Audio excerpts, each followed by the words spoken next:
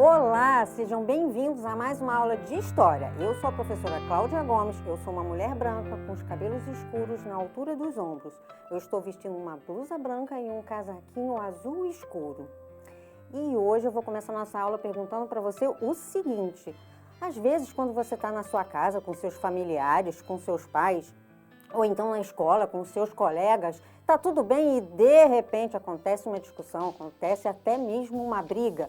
E aí é preciso alguém mais velho, ou seu professor, ou seus pais, alguém que tenha conhecimento da situação para organizar e discutir o assunto para trazer de novo a paz e a convivência? Então, hoje nós vamos falar mais ou menos sobre isso. Nós vamos falar sobre o que é o Estado. Essa instância de poder que a gente não sabe muito bem o que é e eu vou tentar explicar para vocês. Então, vem comigo que eu vou te contar essa história. Logo que os seres humanos surgiram, eles se organizaram em grupos para se protegerem. E depois eles foram se fixando, eles se tornaram sedentários, começaram a plantar, a pescar, a caçar. E com isso, eles criaram cidades. E como eu disse lá no início da aula, toda vez que um monte de gente se junta, acaba dando confusão, né? Na antiguidade também não era diferente. E para isso, para organizar esses conflitos, o ser humano começou a fazer o quê? Dialogar. O diálogo para resolver os problemas. Isso se chama política. Isso mesmo.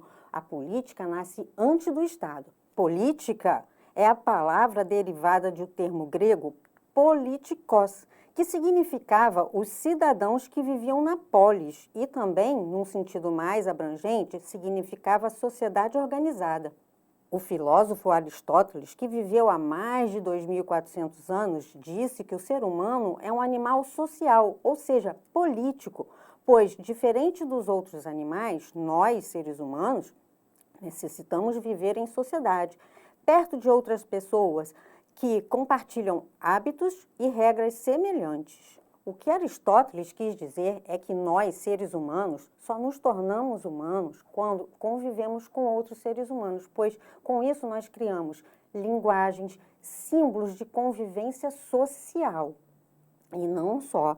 Foi na comunidade que, com a necessidade de tomar conta e cuidar do grupo, nós começamos a ter papel social, ou seja, cada um de nós começou a ter funções dentro dessa comunidade, como, por exemplo, caçar, plantar, cuidar do outro. As primeiras comunidades eram compostas por famílias ou clãs, ou seja, famílias grandes. Depois, muitas famílias criaram as tribos. Aos poucos, essas comunidades foram crescendo e viraram cidades. E os agrupamentos humanos se tornaram grandes e complexos. Então, foi necessário uma organização mais efetiva dessas grandes comunidades. Por quê? Porque surgiram outras hierarquias sociais, ou seja, outras funções dentro dessa sociedade.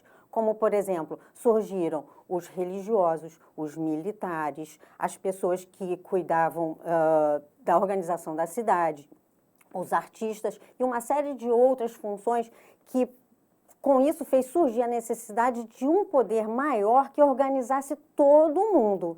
É isso que chamamos de Estado, ou seja, essa instância que veio da necessidade de algo que tivesse o poder de zelar e tomar decisões em nome da coletividade. Ou seja, o Estado é uma entidade com poder soberano para governar um povo dentro de uma área territorial delimitada. Assim, pode-se dizer que os elementos que constituem o Estado são o povo, o território, o governo e as leis. O Estado é como uma casa que precisa de pessoas, que é o povo, um espaço, que é o território, e as regras, que são as leis. Lembrando que o Estado, escrito com letra minúscula, significa uma área geográfica, uma unidade territorial. No Brasil, que é uma república federativa, é formada pela união de 26 estados federados, escritos com E minúsculo.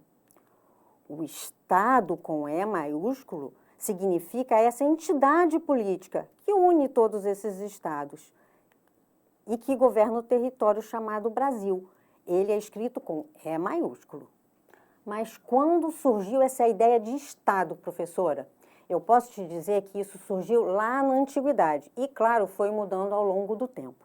Mas, segundo a documentação, que nos permite falar um pouco mais, elas começaram nas cidades-estados, ou seja, cidades que eram autônomas e tinham um governo próprio.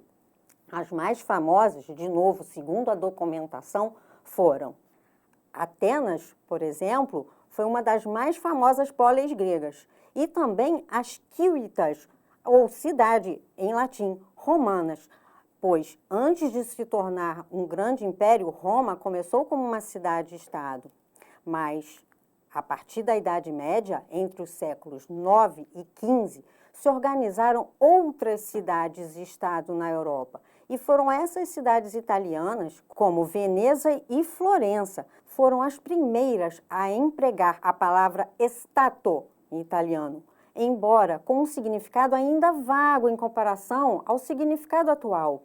Já a Inglaterra, no século XV, e posteriormente a França e a Alemanha, no século XVI, usaram o termo Estado como uma definição da ordem pública. Porém, quem introduziu efetivamente a expressão Estado na literatura científica foi o filósofo Nicolau Maquiavel, em seu livro O Príncipe, escrito em 1513. Então, se o Estado não é um objeto, alguma coisa que a gente pode pegar, então por que ele existe? Ele existe porque nós, enquanto comunidade, enquanto sociedade, acreditamos e aceitamos que existe esse poder supremo, esse poder maior. Ou seja, o Estado é um pacto entre nós, que permite com que essa instância de poder governe a todos nós. É um pacto coletivo. No Brasil, o Estado é exercido por um governo, ou seja, uma instância de poder político que afeta a vida de todos nós. E esse governo pode ser escolhido de várias formas. Aqui no Brasil, ele é eleito em votação democrática pelos cidadãos. O governo administra o Estado e ele pode exigir de nós, cidadãos, que cumpram as regras e as normas dessa convivência para organizar essa sociedade. E não só. E também papel do Estado organizar o bem comum, ou seja, organizar a saúde, a educação, as formas de trânsito, ou seja, toda a boa convivência entre os seus cidadãos. Para efetivar essa organização, o governo brasileiro segue as leis e normas escritas, por exemplo, na Constituição Federal, no Código Civil, no Código Penal, no Código de Defesa do Consumidor, por exemplo. Essas regras têm como finalidade garantir o bem comum, como eu disse. E para organizar esses diferentes grupos, o Estado se apresenta em diversas organizações políticas para organizar a sociedade, como, por exemplo, grupos religiosos de todas as religiões, os católicos, os evangélicos, os umbandistas, os budistas, por exemplo, as escolas de samba, os grupos de representação das mulheres, os grupos de pessoas sem acesso à terra, o coletivo negro e tantos outros. Nesse sentido, é preciso lembrar que existem várias formas de organização social em outros lugares do mundo. No Brasil, nós também temos várias formas diferentes de organização social. Isso porque existe uma grande variedade de culturas. Mas, no geral, a maioria de nós brasileiros no século XXI vive em grandes cidades. E vivendo nas cidades, nós precisamos seguir as regras e as normas, porque senão ia virar uma confusão danada. Por exemplo, a gente precisa respeitar o trânsito, a gente precisa ir à escola, a gente precisa de liberdade de caminhar, manter a cidade limpa, tomar vacina. Isso tudo garante um mínimo de respeito à organização da sociedade e da boa convivência. Mas há outras formas de organização social, como eu disse, como as comunidades indígenas ou quilombolas, por exemplo, que têm outras regras e normas de convivência e organização social que atendem às suas necessidades. Mas é preciso lembrar que ao longo da nossa história, muitas formas de organizar a sociedade existiram e outras existirão, mas isso é papo para outra aula. Hoje, o que eu quero falar para vocês é que não existe isso, eu preciso que vocês tenham na mente, não existe uma sociedade melhor ou pior, ou mais evoluída ou menos evoluída. Existem sociedades diferentes que se organizam de modo a alcançar o seu bem-estar e o seu bem comum. Mas nós brasileiros vivemos no Estado que é organizado segundo um código de leis. Hoje, nós vivemos sob a Constituição de 1988.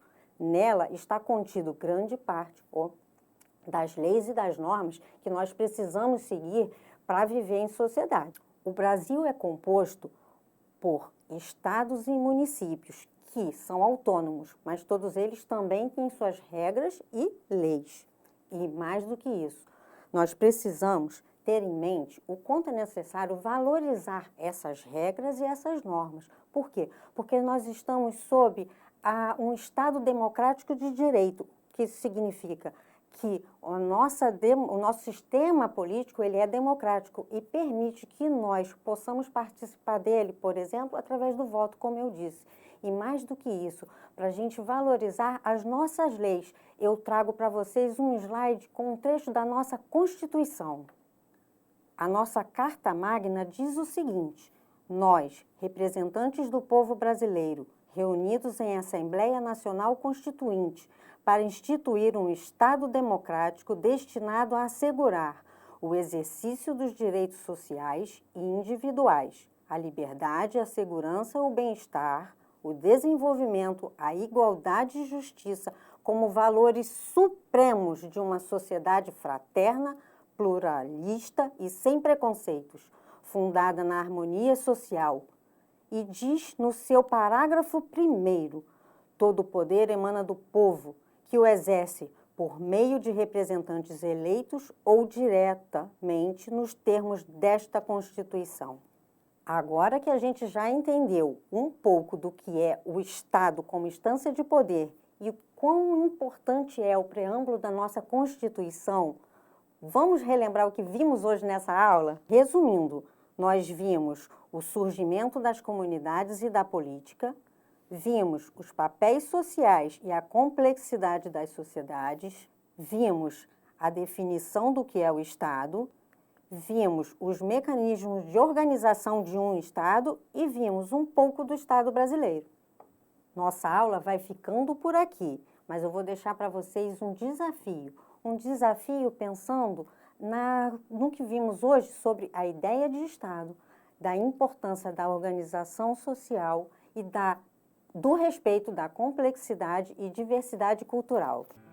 Pensando em como são importantes as regras de convivência para a vida em sociedade, escreva ao menos 6 regras de conduta que você pensa ser importante para que sua comunidade escolar conviva de forma pacífica e organizada.